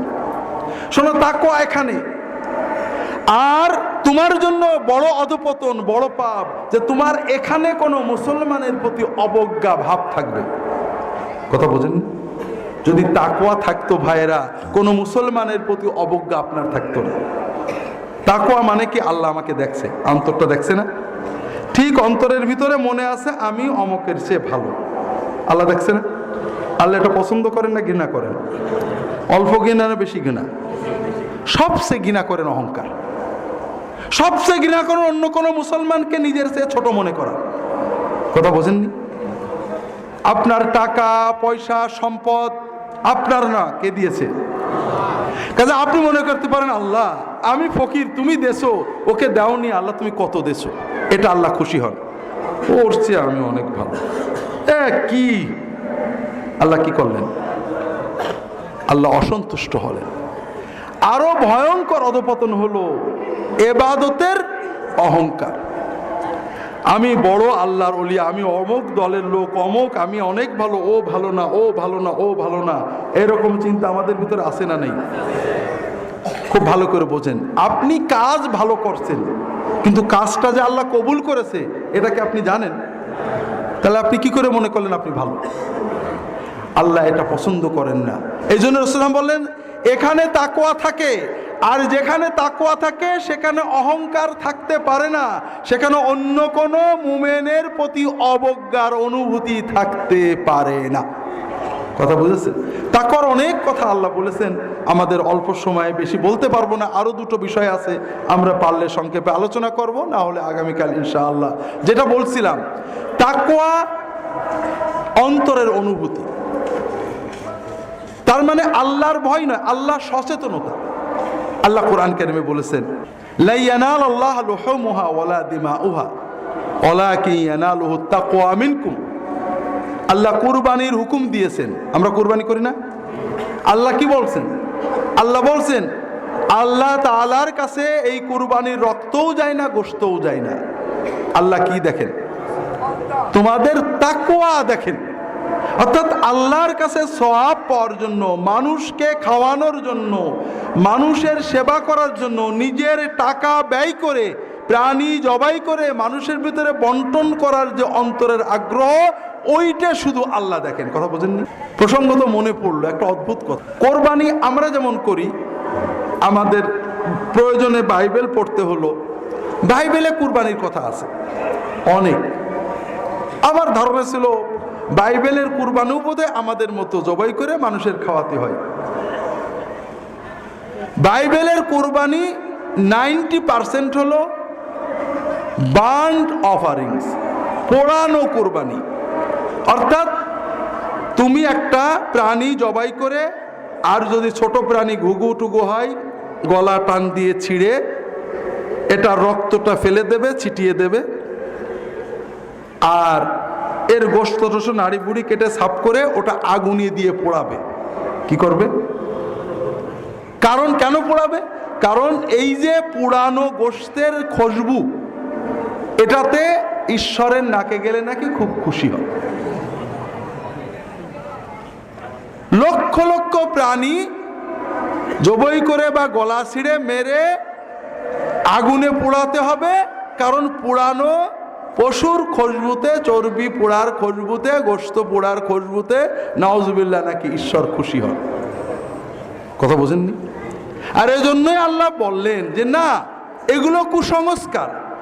বাইবেলে প্রায় কয়েকশো জায়গায় এই বাক্যটা আছে যে পোড়ানো কোরবানির খুশবুতে, সেন্টে ঈশ্বর খুশি হন। যেটা বলছিলাম, আল্লাহ বলেন না কোনো গোশত নয়, কোনো খুশবু নয়, তুমি যে মানুষের জন্য ফাকুলু মিনহা ওয়া আত'আমুল বাঈসাল ফাকির, তোমরা খাও, মানুষদের খাওয়াও, গরিবকে খাওয়াও, আত্মীয়কে খাওয়াও। এই যে তুমি অন্যকে খাওয়ানোর জন্য, নিজে খাওয়ার জন্য, সন্তানদের খাওয়ানোর জন্য একটা প্রাণী তোমার টাকা দিয়ে কুরবানি করলেও এই যে মনের চেতনা, আল্লাহর কাছে সওয়াব পাওয়ার অনুভূতি, এটাই শুধু আল্লাহর কাছে যায়। কথা বুঝতে পেরেছে? তাহলে আল্লাহ তাআলা দেখেন আমাদের এই মনের সচেতনতা, আর এটাই হলো আমাদের মুক্তির মূল ভিত্তি। আল্লাহ কোরআন কারিমে তাকওয়ার অনেক ফজিলত বলেছে। ইন তাত্তাকুল্লাহা ইয়াজআল লাকুম ফুরকানা ওয়া ইউকাফিরু আনকুম সাইয়্যাতিকুম ওয়া ইয়াগফির লাকুম। যদি তোমার ভিতরে তাকওয়া থাকে, আল্লাহ তাআলা তোমাদেরকে ফুরকান দেবেন, অর্থাৎ তোমার চলার পথে গাইডেন্স দেবেন, কিভাবে চলবে। তুমি তাকওয়া থাকলে তুমি পথ হারাবে না, তুমি নিজের থেকে আল্লাহ তোমার ভিতরে এমন একটা গাইডেন্স দেবেন, তোমাকে কখন কি করা দরকার আল্লাহ তোমার পক্ষে গাইডেন্সের কাজ করবেন। কথা বুঝতে পেরেছেন? ওয়া ইউকাফির আনকুম সাইয়্যাতিকুম, তোমাদের গুনাহগুলো মাফ করে দেবেন, তোমাদের গুনাহগুলো মুছে দেবেন। ওয়া ইয়াগফির লাকুম, তোমাদের ক্ষমা করে দেবেন। কথা কি বুঝতে পেরেছেন? আল্লাহ অন্য জায়গায় বলেছেন মাইয়াত্তাকিল্লাহ ইয়াজআল লাহু মাখরাজান, যদি কেউ আল্লাহকে ভয় করে, যত সমস্যা আছে সমস্যা থেকে আল্লাহ তাআলা তার জন্য এক্সিট বের করে দেবেন। ওয়া ইয়ারযুকহু মিন হাইসু লা ইয়াহতাসিব, এবং আল্লাহ তাআলা তাকে রিজিক দেবেন কল্পনার বাইরে থেকে। তাকওয়ার অনেক কথা কোরআন কারিমে আসছে, রাসূলুল্লাহ সাল্লাল্লাহু আলাইহি হাদিস শরীফে বলেছেন। আমরা তাকওয়ার ব্যাপারে আর লম্বা করব না। দ্বিতীয় ওসিয়তটা কি মনে আছে আপনাদের? দ্বিতীয় ওসিয়ত মনে আছে? মাশাআল্লাহ, মাশাআল্লাহ, এটা কিন্তু মনে রেখেন। আমরা মনে করি তাকওয়া মানে বোধহয় আর কোনো গুনাহ করে না। আমাদের একটা খুব ভয়ঙ্কর ভুল ধারণা আছে, আল্লাহর ওলি মুত্তাকি মানে কোনো গুনাহ করে না, আর যে কিছু গুনাহ করে তার মতো খারাপ লোক বোধহয় আর হয় না। দুটোই ভুল কথা। মানুষ গুনাহ করবেই, কথা কি বুঝতে পেরেছেন? তাকওয়া মানে গুনাহ না করার জন্য চেষ্টা করা, সচেতন থাকা। গুনাহ হয়ে যাবে, যখনই গুনাহ হবে আপনার তাকওয়া কি চাবে? হ্যাঁ, আপনি তওবা করবেন, নেক আমল করবেন। যেমন আমরা যখনই হাতে বীজাণু ইত্যাদি হয় তাড়াতাড়ি কি করি? ধুয়ে নিই এবং বীজাণু মুক্ত বীজাণুনাশক কিছু দিয়ে হাতগুলো ধুয়ে নিই, ঠিক আছে না? এই জন্য মুমিনের কাজ হলো, সবার জন্য প্রত্যেকে এটা আমল করতে হবে, সেটা হলো গুনাহ হয়তো হয়ে যাবে, যখনই কোনো গুনাহ হবে গুনার জন্য কয়েকটা, একটা হলো তাৎক্ষণিক তওবা করা এবং নেক আমল করা। আল্লাহ তাআলা আমাদেরকে ভালোবাসেন, আমাদের মুক্তি নাজাত জান্নাতের জন্যই আল্লাহ আমাদেরকে বানিয়েছেন, কথা কি বুঝতে পেরেছেন? শুধু আমাদের বিবেক দিয়ে একটু দায়িত্ব দিয়ে মানি না মানি দেখতে চেয়েছেন। আল্লাহ ক্ষমা করতে চান, কাজেই যখনই কোনো গুনাহ হয়ে যাবে হতাশ না হয়ে সঙ্গে সঙ্গে কিছু নেক আমল করতে হবে এবং তওবা করতে হবে, কথা কি বুঝতে পেরেছেন? আল্লাহ কোরআন কারীমে বলছেন, আকিমিস সালাতা তারাফাইন নাহারি ওয়া যুলাফাম মিনাল লাইলি ইন্নাল হাসানাতি ইউযহিবনাস সাইয়্যাত। তুমি সালাত কায়েম করো দিনের দুই প্রান্তে রাতের কিছু সময়, নিশ্চয় নেক আমলগুলো গুনাহ দূর করে দেয়। কেউ খুশি হননি, তাই না? খুশি হয়েছেন? কেউ খুশি হয়নি। আমরা নেক আমল করলে আমাদের গুনাহগুলো মুছে যায়, মাফ হয়, এই কথা শুনে খুশি হয়েছেন না বেজার হয়েছেন? কই সুবহানাল্লাহ তো কেউ বলেননি। এইটাই হলো তো খারাপ কাজ, যে আমি বলার পরে আপনারা বলবেন। কেন আপনাদের মনে আবেগ আসে না আল্লাহর তাসবিহ করার? আল্লাহ তাআলা নিজে বললেন যে তুমি নেক আমল করলে নেক আমলের কারণে, তওবা ছাড়া শুধু নেক আমলের ওসিলায় আল্লাহ অনেক গুনাহ মাফ করে দেন। আল্লাহ রাসূল সাল্লাল্লাহু আলাইহি ওয়াসাল্লাম বলছেন, আরাইতুম ইন কানা বিবাবি আহাদিকুম নার ইয়াগতাসিলু ফি কুল্লি ইয়াউমিন 5 মাররাত হাল ইয়াবকা মিন দারানিহি শাই। শোনো, যদি তোমাদের বাড়ির দরজায় একটা নদী ঝর্ণা থাকে, প্রতিদিন 5 বার করে সেখানে গোসল করো, তাহলে গায়ে কি কোনো ময়লা থাকবে? রাসূলুল্লাহ বললেন এটা হলো নামাজ। 5 বার যদি কেউ নামাজ পড়ে, এই 5 ওয়াক্ত ফরজ সালাতের ওসিলায় আল্লাহ তাআলা তার ছোটখাটো সকল গুনাহ মাফ করে দেবে। এই জন্য ভাইরা, আমরা যে কোনো গুনাহ হলে তওবা করতে হয়। গুনাহ মাফের কয়েকটা পদ্ধতি আছে। শিরকের গুনাহ আল্লাহ তওবা ছাড়া মাফ করেন না। তওবা মানে আল্লাহ আর কোনোদিন এই শিরক করব না, একেবারে পিওর ভাবে তওবা করলে আল্লাহ মাফ করে দেবেন। বান্দার হকের গুনাহ তওবার পাশাপাশি বান্দার কাছ থেকে মাপ নিতে হবে। বাকি যত গুনাহ আছে, মনে করেন আপনি মদ খেয়েছেন, ব্যভিচার করেছেন, অনেক অন্যায় সুর খেয়েছেন, এমন এমন গুনাহ করেছেন, আপনার নিজের উপরে জুলুম হয়েছে, অন্য কোনো মানুষের ক্ষতি হয়নি, এগুলো মাফ হবে। প্রথম হলো অনুতপ্ত হওয়া, আল্লাহর কাছে মাপ চাওয়া। দ্বিতীয় হলো আপনি অনেক নেকি করলে নেকির ওসিলায় আল্লাহ মাফ করতে পারেন। তৃতীয় হলো আল্লাহ আপনাকে দুনিয়ার কষ্ট, বিপদ আপদ, বিভিন্ন অসুবিধার মাধ্যমে মাফ করতে পারেন। চতুর্থ হলো আল্লাহ তাআলা কারোর সুপারিশে আল্লাহ আপনার এই গুনাহগুলো মাফ করতে পারেন। কাজেই যখনই আমরা কোনো গুনাহ করে ফেলবো, শয়তান গুনাহ করিয়ে দেবে, বলতে হবে শয়তান তুই গুনাহ করাইছিস, এইবার দেখ আমি কি করি। কথা কি বুঝতে পেরেছেন? তৃতীয় কথা হলো ওয়া খালিকিন নাসা বিখুলুকিন হাসান। আল্লাহ রাসূল সাল্লাল্লাহু আলাইহি ওয়াসাল্লাম বলছেন, তৃতীয় নম্বর হলো তুমি মানুষের সাথে সুন্দর আচরণ করবে, ব্যবহার করবে। খুলুক মানে আমরা চরিত্র বলি, চরিত্র একটা ভিন্ন জিনিস, হয়তো অশ্লীলতায় যায় না। আর আখলাক মানে হলো মানুষের সাথে ব্যবহার। কথা কি বুঝতে পেরেছেন? এই মানুষের সাথে ব্যবহারটা এত বড় জিনিস যে জান্নাতে যাওয়ার জন্য এর কোনো বিকল্প নেই, আর এটা নষ্ট হলে জাহান্নামও নিশ্চিত।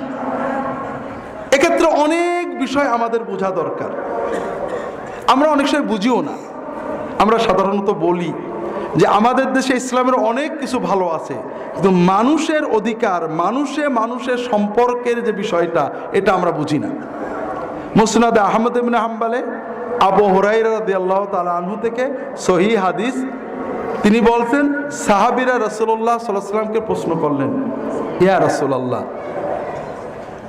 ইনদানা ইমরাআতুন সাওয়ামাতুন কাওয়ামাতুন তাসুমুন নাহার ওয়া তাকুমুল লাইল ওয়া তাতাসাদ্দাকু তুনফিকু কাসীরান ওয়ালাকিন ফি লিসানিহা শাই তুযি জিরানাহা। রাসূলুল্লাহ সাল্লাল্লাহু আলাইহি ওয়াসাল্লামের কাছে সাহাবীরা প্রশ্ন করছেন, ইয়া রাসূলুল্লাহ, আমাদের এখানে একটা মেয়ে আছে, মহিলা, নারী, সে সারা রাত তাহাজ্জুদ পড়ে, সারাদিন নফল রোজা রাখে, টাকা পয়সা দান খয়রাত অনেক পরোপকার ভালো কাজ করে, কিন্তু তার জবানটা খুব তিতে, কথা বললে মানুষের একেবারে কলিজা ছিঁড়ে দেয়। তার আশেপাশে যারা থাকে, পাড়া প্রতিবেশী, আপনজন, আত্মীয় স্বজন, সে খুব জিভে দ্বারা কষ্ট দেয়। কথা বলেন না? আল্লাহ রাসূল সাল্লাল্লাহু আলাইহি ওয়াসাল্লাম, লা খায়রা ফিহা ওয়া হিয়া ফিন্নার, এর কোনো খায়ের নেই, ও জাহান্নামে যাবে।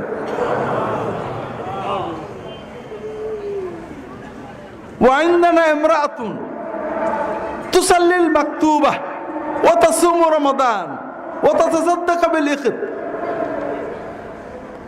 আমাদের ওখানে আরেকটা মেয়ে আছে, শুধু ফরজ নামাজ পড়ে, ও শবে বরাত, শবে কদর, সবে কোনো নফল নামাজ পড়ে না, আর শুধু রমজানের রোজা রাখে, কোনো নফল রোজা রাখে না, দান খয়রাত একেবারে অতি সামান্য করে, না করা বললেই চলে, কিন্তু সে কাউকে কষ্ট দেয় না, তুজি আহাদ, কারোর সাথে খারাপ ব্যবহার করে না। আল্লাহ রাসূল সাল্লাল্লাহু আলাইহি ওয়াসাল্লাম বললেন, ওয়াহিয়া ফিল জান্নাহ, এই মেয়েটা জান্নাতে যাবে।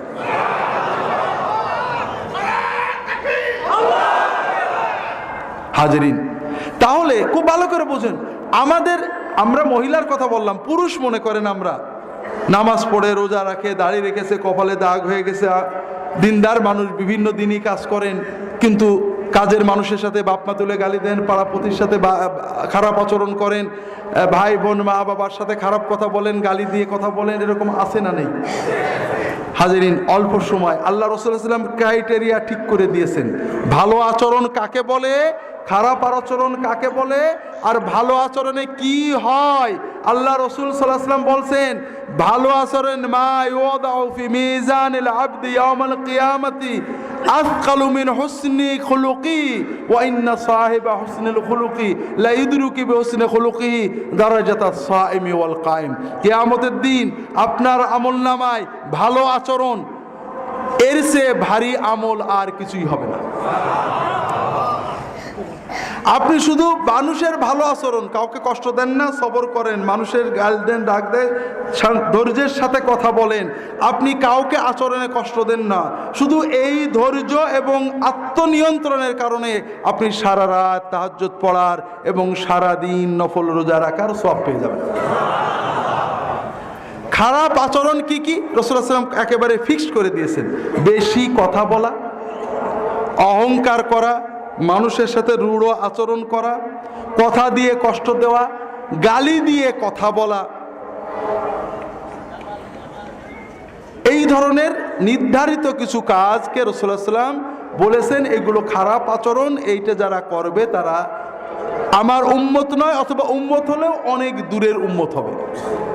আর ভালো আচরণগুলো উনি ঠিক করে দিয়েছেন, সেটা হলো বিনম্রতা, যার সাথে কথা বললে ভালো লাগে, মিশুক, আল্লাযীনা মুআত্তাউনা আকনাফান, যারা বিনয়ী, বিনম্র, রূঢ়তা নেই, আল্লাযীনা ইউলাফুনা ওয়া ইয়ালাফুন, যারা মানুষকে সহজে আপন করে নেয়, মানুষ তাদের কাছে গেলে মনটা আপন আপন লাগে, সৌহার্দ্য অনুভব হয়, যারা শোনে,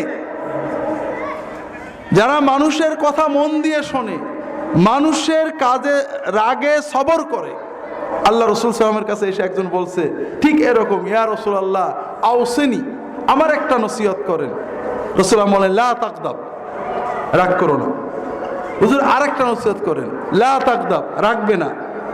আরেকটা লা তাকদাব, অন্য হাদিস আছে লা তাকদাব ওয়ালাকাল জান্নাহ, তুমি শুধু রাগ নিয়ন্ত্রণ করবে, তোমার জন্য জান্নাতের নিশ্চয়তা দিচ্ছি। এই জন্য ভাইরা, আমরা যদি নিজেদের আচরণকে কন্ট্রোল না করতে পারি তাহলে বুঝতে হবে তাকওয়া আসেনি। কিভাবে? সেটা হলো, আমরা সাধারণত বলি যে এত বদরাগী, রাগলে হুঁশ থাকে না। আপনারা বলেন না? মনে করেন এইরকম একজন বদরাগী, তিনি প্রচন্ড রেগেছেন। একজন লোক তাকে বাপমা তুলে গালি দিয়েছে, অথবা কোনো ক্ষতি করেছে, জামা ছিঁড়ে দিয়েছে, পিছন থেকে রিক্সা দিয়ে ধাক্কা মেরেছে, কোনো না কোনো এমন কাজ করেছে যে প্রচন্ডভাবে আহত হয়েছে, রাগ মানে চোখ মুখ লাল হয়ে গিয়েছে। হঠাৎ পাশ থেকে একজন তাকে ডাক দিয়েছে, তাকিয়ে দেখে এমপি সাহেব, ওর কি রাগ থাকবে? তাহলে বোঝা গেল এমপি দেখলে, প্রধানমন্ত্রী দেখলে, ডিসি দেখলে ও নিজেকে কন্ট্রোল করতে পারে। যখন আপনি আল্লাহকে দেখে কন্ট্রোল করবেন তখন বুঝতে হবে যে না, আপনার ঈমান আছে। কথা বুঝতে পেরেছেন ভাইরা? এজন্য মডেল লাগে। আমি লম্বা করতে পারছি না। ভালো কথা অনেকেই বলে, মানুষ, আপনাদের আগেই বলেছি, মানুষ কিন্তু মানুষে জন্মে না, মানুষে জন্মে দো পেয়ে প্রাণী হয়ে জন্মে। প্রাণীর চেয়েও খারাপ, প্রাণী তো মাশাআল্লাহ সবকিছু নিয়ে জন্মেছে, একেবারে খালি এমটি। ওকে মানুষ হতে হয়। মানুষ হতে ওর দুটো জিনিস লাগে। কয়টা জিনিস? একটা হলো ভালো শিক্ষা, আর একটা হলো শিক্ষা বাস্তবায়নের জন্য ভালো মডেল, আদর্শ। আমরা সবাই ভালো কথা জানি, জানি না ভাই? ঘুষ খাওয়া যে খারাপ এটা বাংলাদেশের মুসলমান অফিসার পুলিশ জানে না, এরকম কেউ আছে? তবুও খায় কেন? ঘুষ না খেয়ে কি বাঁচা যায়? সবাই খাচ্ছে। কিন্তু ওর সামনে যদি মডেল থাকতো, অমুক অমুক অমুক অফিসার এত কষ্টের ভিতরে ঘুষ না খেয়ে ভালো থেকেছেন, ভালো পুরস্কার পেয়েছেন, তাহলে ও ঘুষ না খেয়ে থাকতে পারতো। কথা বুঝতে পেরেছেন? তাহলে মানুষের জন্য দুটো জিনিস লাগে, একটা হলো ভালো শিক্ষা, আর একটা হলো এই শিক্ষা বাস্তবায়নের ভালো মডেল। ভাইরা, রাসূলুল্লাহ সাল্লাল্লাহু আলাইহি ওয়াসাল্লামের জন্মের মাসে অনেক কথা আপনারা বলেছেন, বলবেন, শুনবেন। তবে একটা কথা আমাদের বুঝতে হবে, মানবতার জন্য ভালো শিক্ষা অনেকেই দিয়েছেন। অনেক ধর্মগ্রন্থে, বিভিন্ন আদর্শ গ্রন্থে, কাব্য গ্রন্থে ভালো কথা পাবেন। কিন্তু ভালো কথাকে নিজের জীবনে শত প্রতিকূলতার ভিতরে দিয়ে বাস্তবায়ন করে দেখিয়েছেন, এরকম আপনি মডেল পাবেন না, একমাত্র মুহাম্মদ রাসূলুল্লাহ সাল্লাল্লাহু আলাইহি ওয়াসাল্লাম ছাড়া।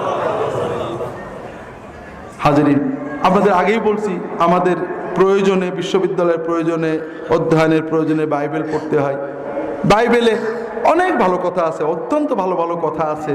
যেমন যীশু খ্রিস্ট বলছেন, ডোন্ট রেজিস্ট এভিল, দুষ্ট খারাপ লোককে প্রতিরোধ করো না। যদি কেউ তোমার এক গালে চড় মারে তাহলে তার আর এক গাল আগিয়ে দাও। কথাটা তো সুন্দর, ঠিক না? সুন্দর, হ্যাঁ? এগুলো আসলে চমকদার এমটি কথা। আমরা যদি এটাকে মূলনীতি বানাই, স্কুল, কলেজে, বিশ্ববিদ্যালয়ে, কোনো দুষ্টকে প্রতিরোধ করবা না, কেউ চড় মারলে আরেক গা লাগিয়ে দিবা, তাহলে দেশ চলবে। কোনো পকেটমার যদি এক পকেটতে নেয় তাহলে আরেকটা পকেট খুলে দিও। কোনো ছেলে ধরা যদি একটা ছেলে চুরি করে আর একটা ছেলে আগিয়ে দিও, হবে নাকি?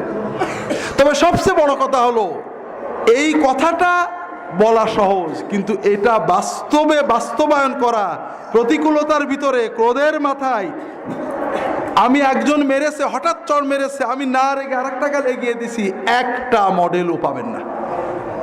কথা বুঝতে পেরেছেন? বাইবেলে আসে, যীশু খ্রিস্ট বলছেন, কেউ যদি নিজের অন্য একজন মানুষকে, নিজের ভাইকে নির্বোধ বলে, গাল দেয়, সে নরকে যাবে। ভালো কথা, খুব সুন্দর কথা। কিন্তু বাইবেলে আছে, যীশু খ্রিস্ট ইহুদিদেরকে যা তা বলে গালাগালি করছেন, নিজের মার সাথে, নাউজুবিল্লাহ, এগুলো সঠিক হওয়ার কথা না।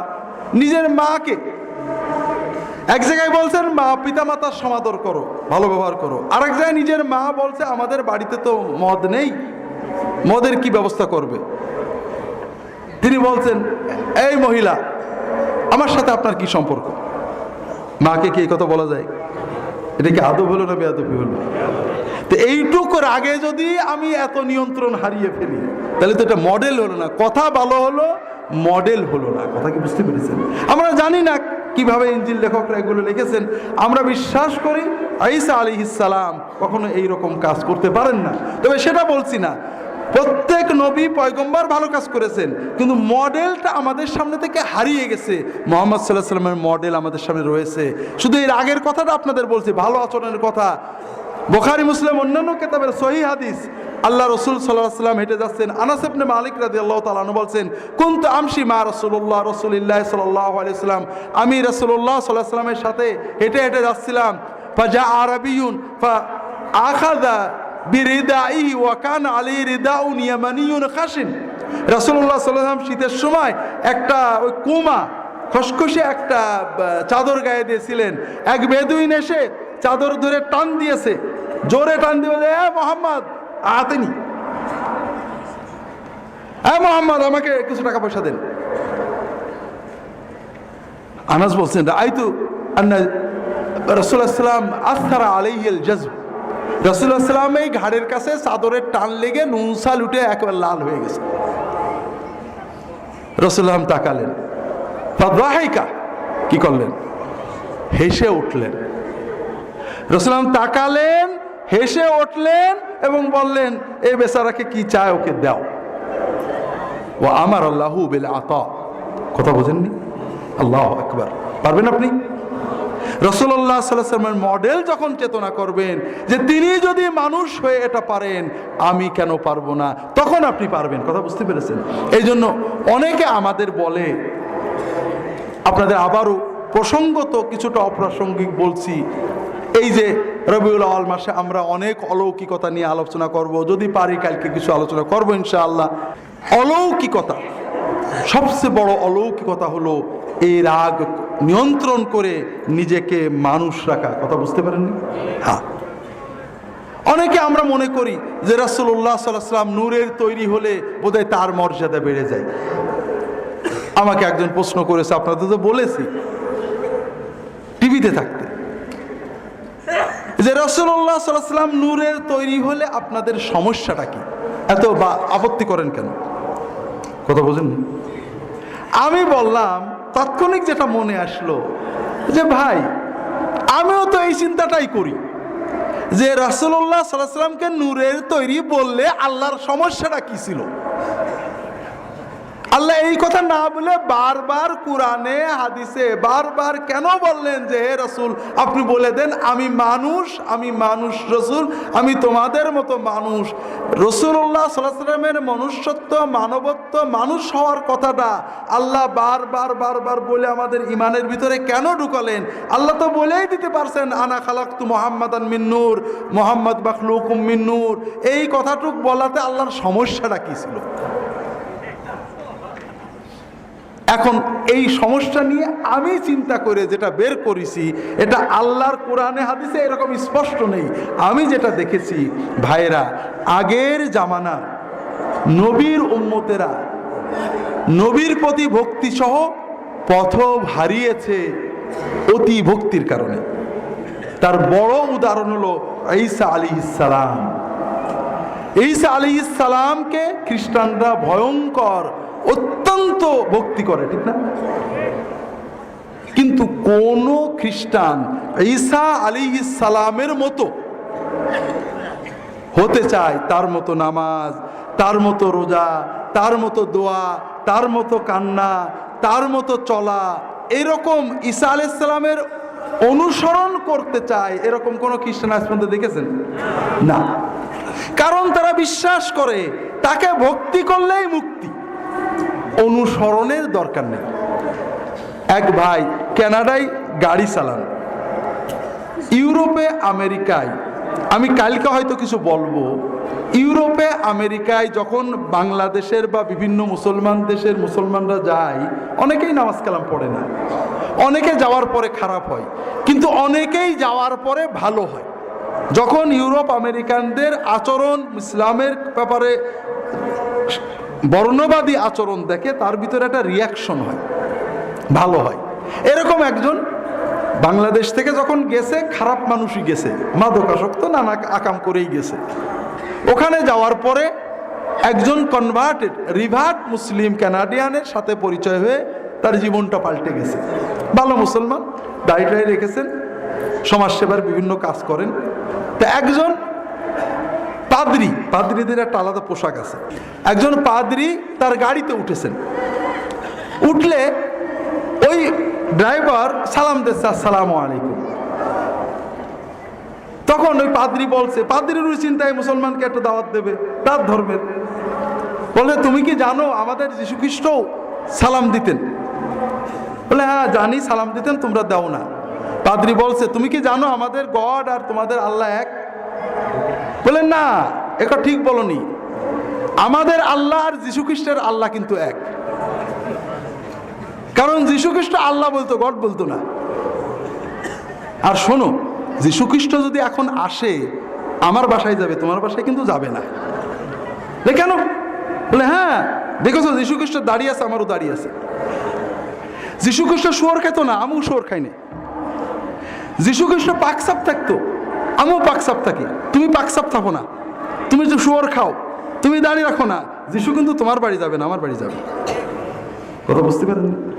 তাহলে তারা ঈসা আলাইহিস সালামের ভক্তির কথা বলেন, প্রচন্ড ভালোবাসার কথা বলেন, কিন্তু কেউ ঈসা আলাইহিস সালামের জীবন কর্ম, তিনি কিভাবে চলেছেন, কিভাবে চলতে বলেছেন, এটা নিয়ে তারা মাথা ঘামান না। ঠিক আছে না? কারণ তারা মনে করেন ভক্তি বিশ্বাসেই মুক্তি। কিন্তু আমাদের কি ভক্তিতে মুক্তি? আল্লাহ কোরআনে বলেছেন, তোমরা যদি মুক্তি চাও মুহাম্মদ সাল্লাল্লাহু আলাইহি সাল্লামের অনুসরণ করতে হবে। ঠিক না? আর অনুসরণ কার করা যায়? আমরা যাকে মনে করব আমারই মতো, ঠিক না? যখন আমি বসবো যে রাসূলুল্লাহ সাল্লাল্লাহু আলাইহি ওয়াসাল্লাম উপাদানে আমারই মতো মানুষ ছিলেন, কিন্তু তারপরও তিনি ভয়কে জয় করেছেন, তিনি লোভকে জয় করেছেন, তিনি ক্ষুধাকে জয় করেছেন, তিনি রাগকে নিয়ন্ত্রণ করতে পেরেছেন, তিনি স্ত্রীদের খারাপ আচরণে কখনো রাগ করেননি, কোনো মানুষের খারাপ আচরণে রাগ করেননি। আমি কেন পারবো না? বুঝতে পারেন? আর এজন্যই আল্লাহ তাআলা আমাদের মুক্তির জন্য যেন আমরা রাসূলুল্লাহ সাল্লাল্লাহু আলাইহি ওয়াসাল্লামের সুন্নত ইত্তেবা করতে উৎসাহ পাই। তিনি যদি রাত্রে দাঁড়িয়ে দাঁড়িয়ে চোখের পানিতে বুক ভাসিয়ে তাহাজ্জুদ পড়তে পারেন, আমি কেন পারবো না? এই চেতনা আসবে কখন? যখন আমি বুঝবো তিনি আমারই মতো। ঠিক না? আর যখন আমি মনে করবো লাইট অব লাইট, খ্রিস্টানদের যে বিশ্বাস, আলো নূর থেকে তৈরি, ফ্রম সেম সাবস্ট্যান্স, একই জাতের, তখন আমরা বুঝবো আমরা নবীজি তো অনেক কিছু করতে পারেন, আমরা তো পারবো না। কথা কি বুঝতে পেরেছেন তো ভাইরা? আর এজন্যই রাসূলুল্লাহ সাল্লাল্লাহু আলাইহি ওয়াসাল্লাম আমাদের আদর্শ চরিত্রের সর্বোত্তম মডেল। একটা বিষয় ইঙ্গিত করেই চলে যাব, সেটা হলো সবচেয়ে কষ্টদায়ক বিষয় হলো আল্লাহ যেটাকে জরুরি বলেছেন, রাসূলুল্লাহ সাল্লাল্লাহু আলাইহি ওয়াসাল্লাম যেটাকে আমাদের নির্দেশ দিয়েছেন, মুক্তির পথ বলেছেন, আলেম ওলামা দ্বীনের দায়ীদের ভিতরে এর বিপরীতটা বেড়ে গেছে। উগ্রতা, খারাপ আচরণ আমরা আলেমরা করি, আলেমে করি, দ্বীনের দাওয়াতের ক্ষেত্রে করি। কথা কি বুঝতে পেরেছেন? আর দাওয়াতটা আমাদের একজনের উগ্রতায় পরিণত হয়েছে, অথচ দাওয়াতের হুকুমই হলো বিনম্রতা, দাওয়াতের নির্দেশই হলো এমনকি অমুসলমানদেরকে দাওয়াত দিতে গেলেও, তাদের সাথে ধর্ম নিয়ে কথা বললেও আদবের সাথে সর্বোত্তম আচরণে। কিন্তু দুর্ভাগ্যবশত আমরা কেন জানি আলেমরা, আমরা যারা দ্বীনের দায়ী, তারাও খারাপ আচরণ করি, দ্বীনের দায়ীরা একজন আরেকজনের বিরুদ্ধে কথা বলার সময়ে খারাপ আচরণ করি, আবার দ্বীন প্রচারের ক্ষেত্রে উগ্রতা, প্রান্তিকতার আশ্রয়ে চলে যায়। ওমা তৌফিকি ইল্লা বিল্লাহ, সুবহানাকা আল্লাহুম্মা ওয়া বিহামদিকা, আশহাদু আল্লা ইলাহা ইল্লা আনতা, আস্তাগফিরুকা ওয়া আতুবু ইলাইক। আল্লাহুম্মা সাল্লি আলা মুহাম্মাদিন নবিয়্যিল উম্মি ওয়া আলা আলিহি ওয়া আসহাবিহি আজমাইন। আসসালামু আলাইকুম ওয়া রাহমাতুল্লাহ।